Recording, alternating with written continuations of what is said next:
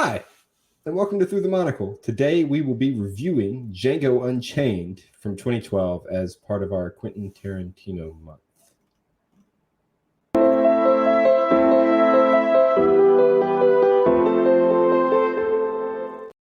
As always, I'm your host, Grant Ingram, and 2 hours, 52 minutes, 55 seconds into this recording, I would like to bring up my estranged Django to my Dr. King Schultz. It is Grant Skillen. How are you doing, Grant?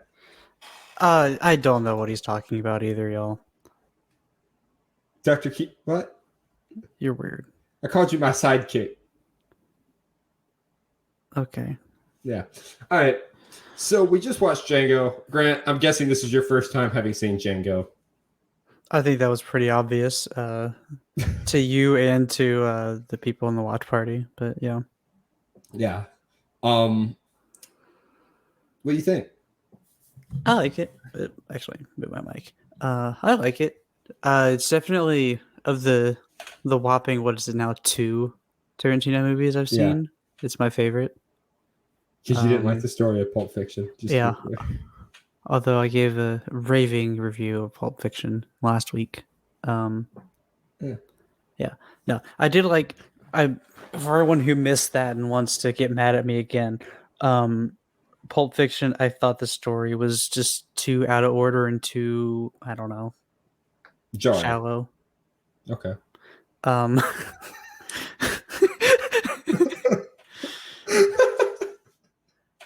What can I say? Well, if anybody tuned in to watch, what can Grant say? Apparently nothing, because everything I say gets censored. But yeah, it's true. This is a very good movie. There's a lot of stuff I would love to quote from this movie that are hilarious lines, but I am unable to for a very obvious reason. He's white. Yes. I mean, yes. But no, it's a hilarious movie. Samuel L. Jackson, once he shows up, is fantastic. We'll get into some of the stuff with Leo and his uncomfortableness with some of the scenes, but he does a very good job. I mean, everyone in the movie does a good job. I like the line where where King Schultz is aiming the rifle at the fleeing Ellis Brittle. You sure that's him? Django, yeah. Positive? I don't know. You don't know if you're positive? I don't know what positive means. It means you're sure. Yes. Yes, what? Yes, I'm sure that's Elvis Brittle. Schultz shoots Brittle off his horse. I'm positive he dead. Yeah, I think he bit the dust a little bit. Just maybe a little bit. This movie, for the record, has an 87-92 split. Critics don't like it as much as audiences, which I think is kind of weird. Yeah, that's very interesting. It's a love letter to old westerns. Like if you've ever seen any of the Man with No Name trilogy, or I'm trying to think, Once Upon a Time in the West, that kind of thing. This fits right in. Maybe a few more expletives, a little more racism than some of them, but it fits right in. Like they even got Ennio Morricone to come back and do the score. He was none too happy about that. But yeah, like it fits in. It's a good old Western as long as you're okay with probably about 100 F-bombs and 116 uses of the N-word. So it's a good one to show your racist granddad. But Mm-hmm. No, it's a very good movie. And as Grant knows, and as I'm sure if you've watched our other reviews of westerns, as you probably know, the one. Well, I'm also talking about. I mean, technically, it's the one because it's the one twice, but westerns. I'll just put it, have not been my favorite genre as we've been reviewing, and I've gave some opinions that have been very not well received by Grant, by you all, by my mother. So, yeah. So you were surprised to like this movie? Yeah, I was. I actually really did enjoy this movie. I'm glad. without any like but this. Like I enjoyed the movie. I'm very glad because I know when we talked last week and I said, hey, we're doing Tarantino. We're going to start off with Pulp Fiction. You're going to choose a Western. We're going to do Kill Bill. And I said we were going to do Inglourious, but now I'm thinking we might do Jackie Brown instead because I really don't want to say the second word of Inglourious. But when I said that, you're like, do we have to do a Western? Yeah. Like, you don't like Westerns? He's like, well, I didn't like Tombstone. And I'm like, have you seen other Westerns? And you're like, I'm sure I have at some point in my life, but I've never consciously been like, oh, I want to go watch a Western. Like, so, and I'm like, all right, you're picking a Western. And essentially, yeah. So what I did is I looked. I forget the name of the other one, but the Hateful Eight. Hateful Eight. I literally just looked them up on IMDb and went, up, same length. Django's got a higher rating. We'll go with that. Yeah, Hateful Eight was a weird movie. I really like it. It's a film that takes place almost entirely in one room. Like, there are flashbacks that happen around the room, but it's mostly one room. It's like the cheapest movie you've ever seen, so they spent a ton of money on the cast. Interesting. Yeah, but Django, I think, is probably better for our purposes. I mean, I would argue it is. It's just by the fact that I actually liked it. So yeah, this is the first movie in 6 weeks now that we've been doing like more, I guess, R-rated movies and that sort of thing that you've like enjoyed. No, because I enjoyed.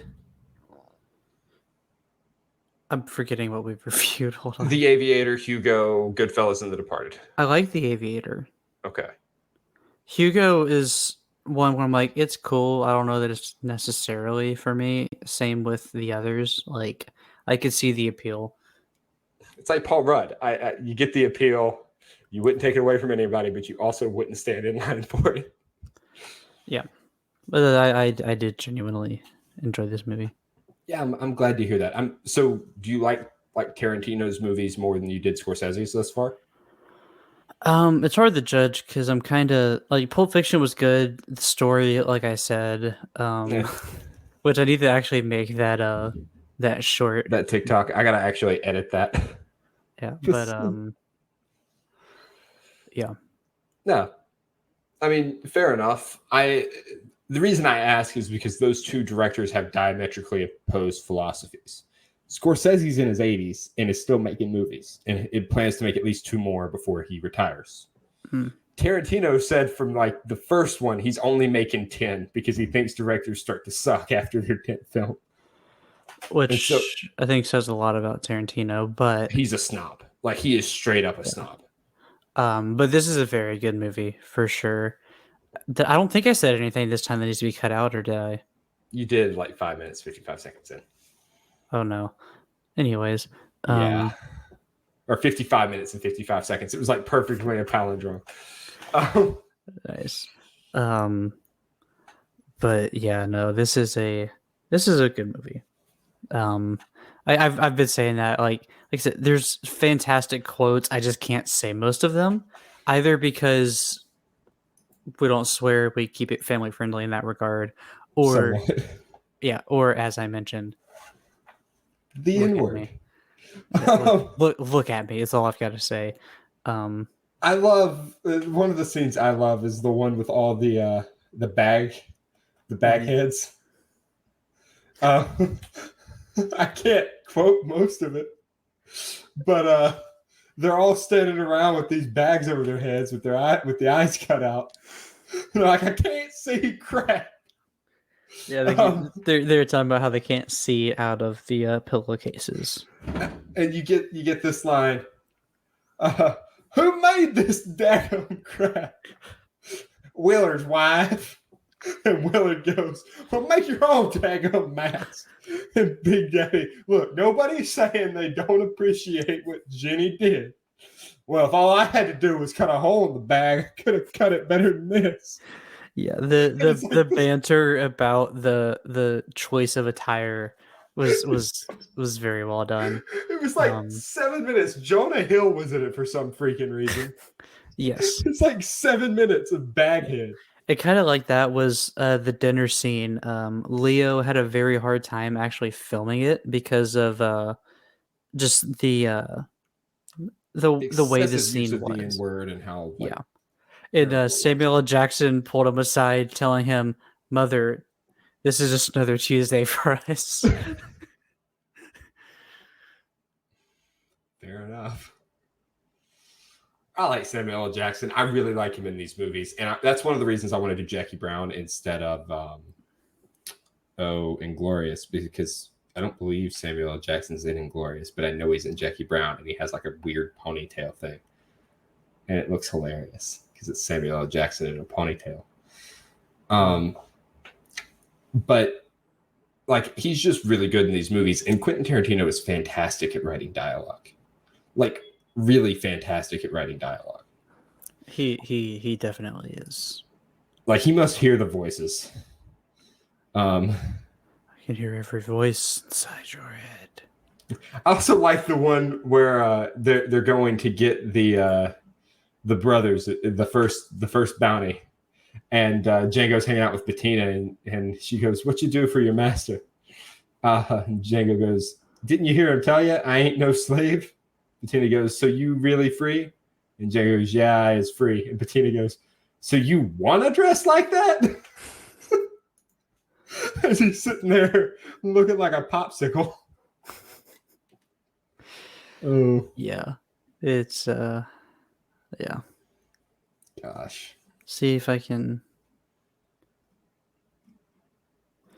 I'll quote this as well as I can. It's funny at the end when he's about to kill Steven. He goes, "I count 6 shots." There's an extra word there, but I count 6 shots. Pulls out a second revolver. I count 2 guns. It yeah. Oh. Then when it's I like the way you beg, boy, and then he kills gets Big John Brittle, and he goes, "I like the way you die, boy." I like that too. I like the scene between King Schultz and Mowgli early on, and where King Schultz goes, "Now, anything else about Mr. Candy I should know before I meet him?" "Yes, he is a bit of a francophile." "Ha! What civilized people aren't." And he prefers I know where Monsieur Francie Candy. is.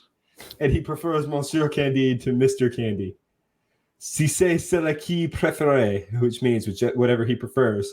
And then Mowgli goes, "He doesn't speak French. Don't speak French to him. It will embarrass him." Yeah, and our casual. I guess that's funny is the IMDb when spoiler alert shoots Lara, Miss Lara. The IMDb quote says, "Bye, Miss Lara," and then brackets quickly shoots Miss Lara, who's comically blown away into another room. She was comically blown away into Yeah. another room. Like It's like you could hardly make an argument that if you shoot her head on with that she flies back like that. Never mind the like downward angle where you're hitting me, you would be hitting me like this that I just fly backwards.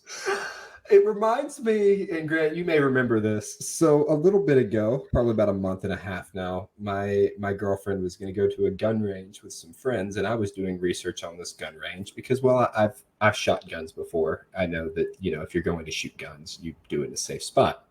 I was doing research on this particular gun range, and about 10 years ago, an old church woman who had never shot a gun before was leading a group of church people to a self-defense at this gun range where she's handed a Colt 45 having never shot a gun. She's like a 35-year-old woman. She's not that old.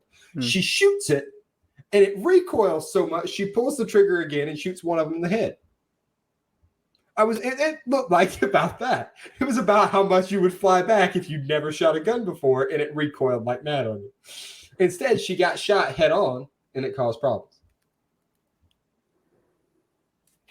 I gotta text my roommate. Give me a second. Can you hear that? No.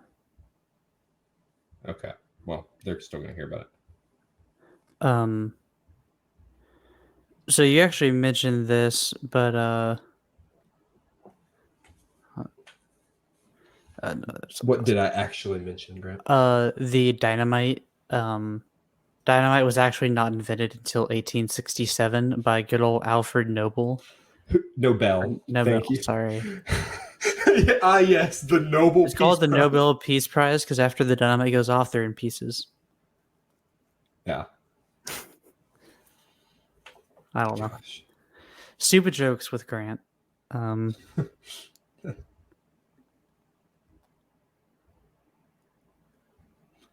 Oh, stupid jokes with Grant and Grant. Woo. Chris, is his name just Christoph Waltz? Christoph Waltz. Okay, I thought it was. I saw the Christoph. I'm like, is this cut off? Like it was supposed to be. I kept Christopher. reading it that way too, but it's Christoph Waltz. Well, I gotta find. It's German, believe it or not. Yeah. So you said during the episode you're actually wrong. It wasn't the beginning of his Oscar speech. It was the end of his Oscar speech, ended with "Sorry, couldn't resist," which is a reference to the line his character says, which is "I'm sorry, I couldn't resist," before he gets pulled on the crap. After he shoots Leonardo DiCaprio in the chest. Mm-hmm. Yeah. So apparently Jonah Hill's bigger role was supposed to be playing a character named Scotty Harmony, who's the son of Southern slave buyers who would purchase Broomhilda to become his concubine. So I guess the question there is, if Jonah Hill is that character, does Calvin Candy exist at all?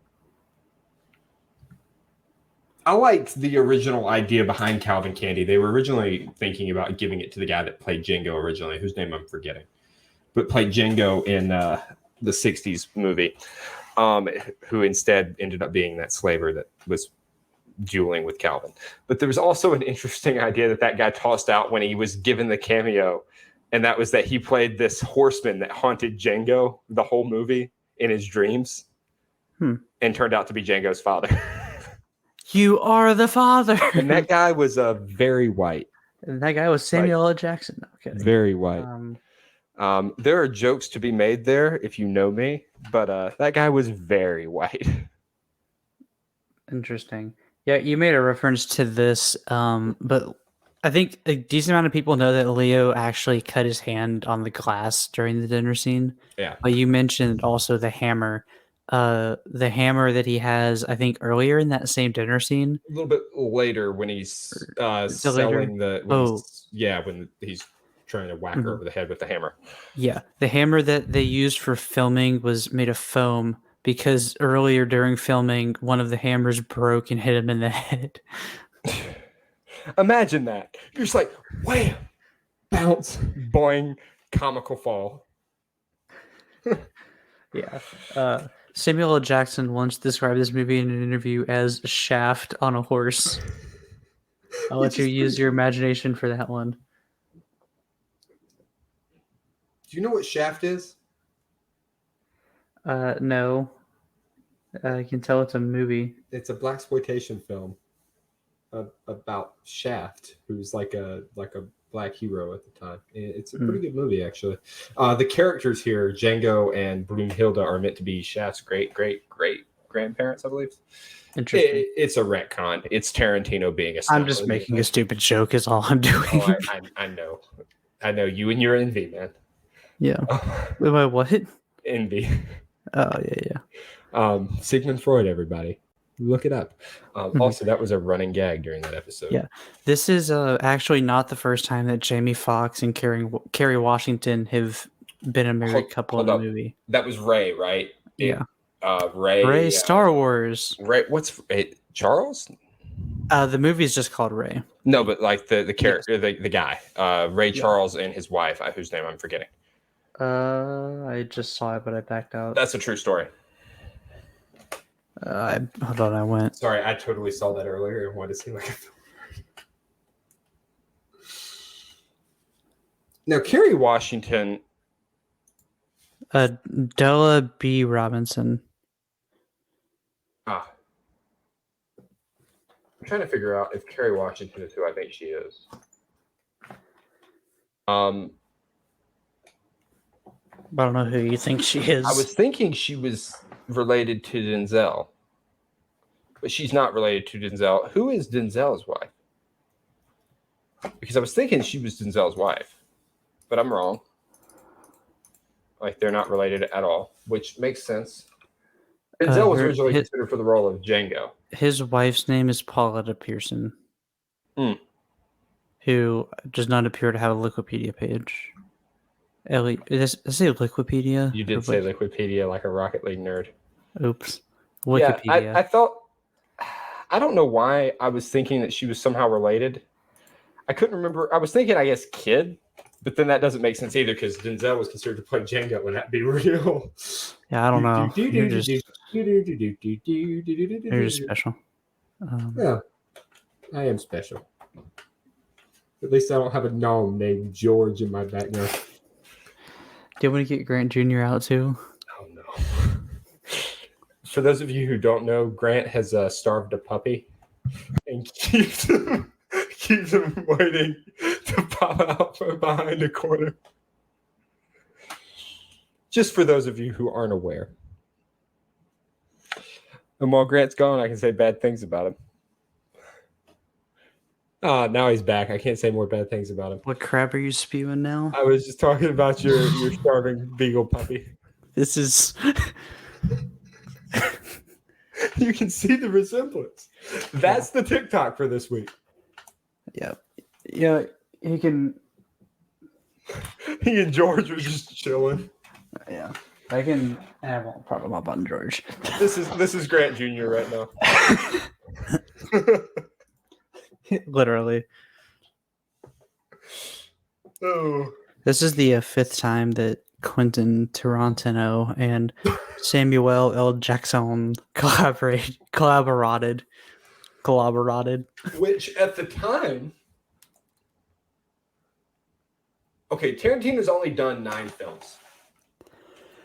Let me see if I can name them, because it's Pulp Fiction, Jackie Brown, this one. Was he in Inglourious? No, I looked that up earlier. He ended up in The Hateful Eight, so he's been in at least 6 of them. Are you 100% sure he wasn't in Inglourious? Because I could have sworn he had some sort of cameo. It's possible he had a cameo, but at least looking at the cast list, it didn't have his name on there.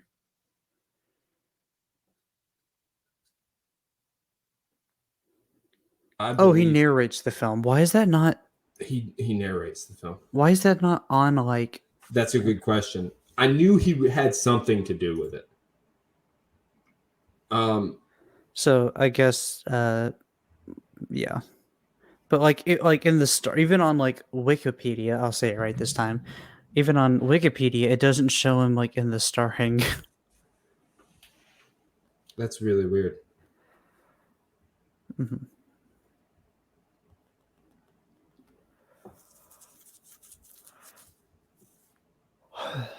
It's a really good movie though. But so anyway, so we've got Inglourious. I'm trying to think. What else? What would be the other one? Oh, he was in Kill Bill. Kill Bill 1, I believe. I don't think he was in 2.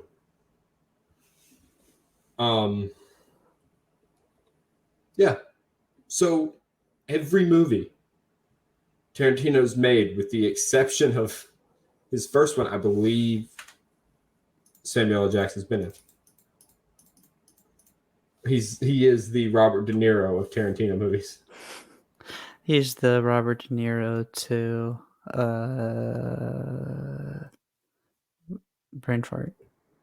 I don't know, man. To Martin Scorsese. Yeah. I almost said my old English professor's name. That's really weird, man. Was he in Once Upon a Time in Hollywood? That's the real question. Sam? Oh, he was absent in Once Upon a Time in Hollywood. He was not in it, which is weird because I think that's the only one he hasn't been in that is like a major mainline Tarantino. Because Tarantino says he's only making 9 movies or 10 movies, but he's done a few that like don't count, and then a few that weirdly count. Well, yeah, like when you look on his IMDb, he's got like as a writer, he's got like 40 movies. Yeah, he writes movies or he produces movies, and sometimes he directs movies. But unless he does all 3, he doesn't count it, from what I can tell. Like, Okay. he's like, I'm only making 10 movies except for these other 50 I've made. Yeah. But I didn't really make them. I just kind of made them. Like, he's got 29 writing credits, 24 producing. He's got 23 director's credits. Exactly. That's what I'm saying. Freaking liar. I don't understand how he counts them. To be fair, 2 of those are one movie, and that's the Kill Bill. Like, they're considered, because once again, Tarantino is kind of strange. He kind of lies to himself a lot, and I say this as somebody who greatly admires his work. For example, he considers Kill Bill Volume 1 and 2 as one movie. Why does he consider them one movie? So he can make another movie without proving himself to be a liar. But he did. I'm trying to find being a hypocrite. Exactly. And I'm trying to find his Oh, he was born in Knoxville. That explains it. Yeah, he was. We talked about that last week. So he directed an episode of CSI. 2 episodes of CSI. He also had a director's credit from Jimmy Kimmel Live. Yeah, I don't know that I would count that. So he Once Upon a Time in Hollywood, the Hateful Eight, Django Unchained, Inglorious, Death Proof, which I've never seen, and I think is a short one. Did Grindhouse, 2 hours long. There's Kill Bill, The Whole Bloody Affair, which is the cut of the 2. There's the 2 CSI episodes. He was a special guest director on Sin City, which is really weird. 4 Rooms, ER. He directed an episode. I guess it is actually, because there's like 3 different versions of Reservoir Dogs. Yeah, Reservoir Dogs is fantastic, by the way. It's not quite as well loved as it should be, but like it's mostly right.